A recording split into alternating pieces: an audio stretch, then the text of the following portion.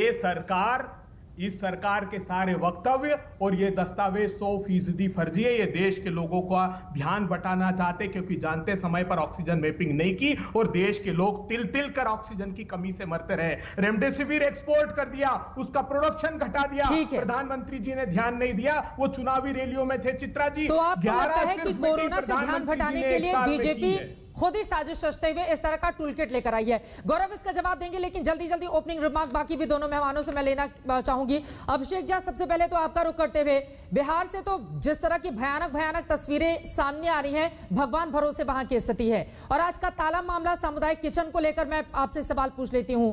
बाकायदा अधिकारियों की ओर से आम साधारण लोगों को यह समझाया जाता है कि मुख्यमंत्री जब वीडियो कॉन्फ्रेंसिंग के जरिए सवाल पूछे तो आप बताइएगा बिहार में सब कुछ बहुत अच्छा है। सर, ऐसे तस्वीर बदलेगी बिहार की?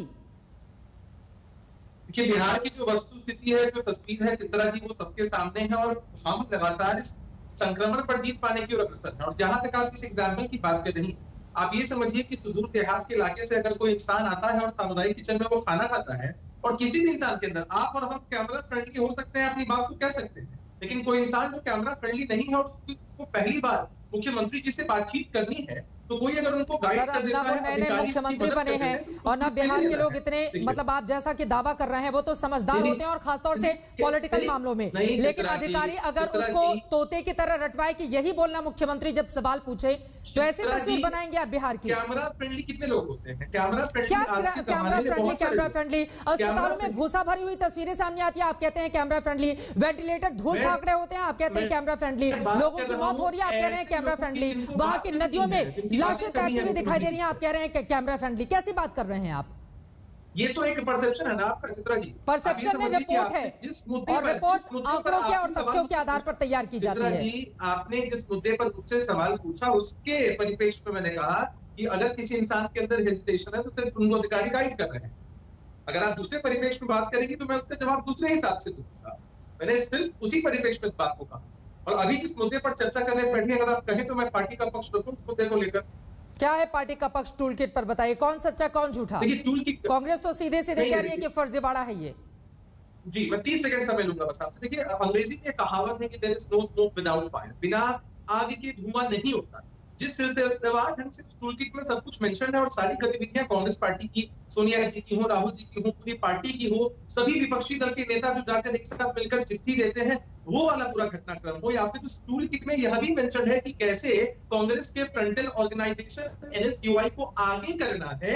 यह सारी चीजें महज इत्तेफाक होना एकदम अजीब सा लगता है। और आपको याद होगा कि जब किसान आंदोलन चल रहा था, उस वक्त भी एक टूल किट की चर्चा हो रही थी कि कांग्रेस की, कांग्रेस पार्टी भले उससे पल्ला झाड़ रही थी, लेकिन कहीं ना कहीं संदेह तो उत्पन्न होता है। उस वक्त तो बात किसानों की, अभी तो बात मृत्युंजय तिवारी जी, क्या फायदा लेने की कोशिश राजनीतिक पार्टियों की ओर से की जा रही है, वो भी कोरोना के संक्रमण काल में?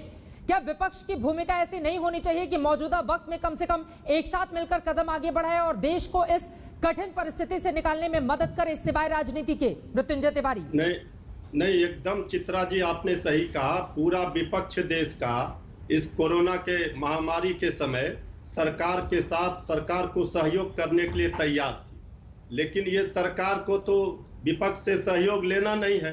सरकार को तो टूल किट तो बहाना है, असली तो सरकार को कोरोना में जो सरकार की नाकामी को छुपाना है। सरकार ये टूल किट का जो बहाना बना करके कोरोना के जो नाकाम सरकार कोरोना काल में रही, उसी से ये ध्यान भटकाने का प्रयास है। कब तक जुर्म करेंगे सत्ता के हथियारों से? चप्पा चप्पा गूंज रहा है चित्रा जी, चीख पुकार चित्कारों से। नहीं बच सकते सरकार तीखे सवालों के बौछारों से। देना होगा गिन गिन कर हिसाब लाशों के भरमारों का। अब देश को मुक्ति चाहिए ऐसे तानाशाही निकम्मी सरकारों से। चारों ओर हाहाकार है और हर चीज को लेकर के विपक्ष पर दोषारोपण करते हैं। इनके बीजेपी के प्रवक्ता प्रेस के सामने 100 में 100 बातें झूठी बोलकर चले जाते हैं और मीडिया में खबर बनती है इनकी, इसी का इनको फायदा मिलता है। विपक्ष सवाल नहीं करेगा।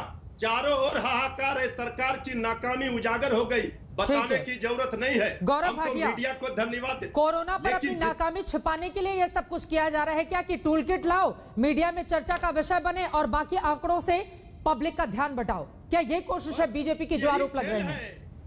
यही बीजेपी का खेल है। चित्रा जी, कोविड पे, ठीक है चित्रा जी, कोविड पे श्री नरेंद्र मोदी जी ने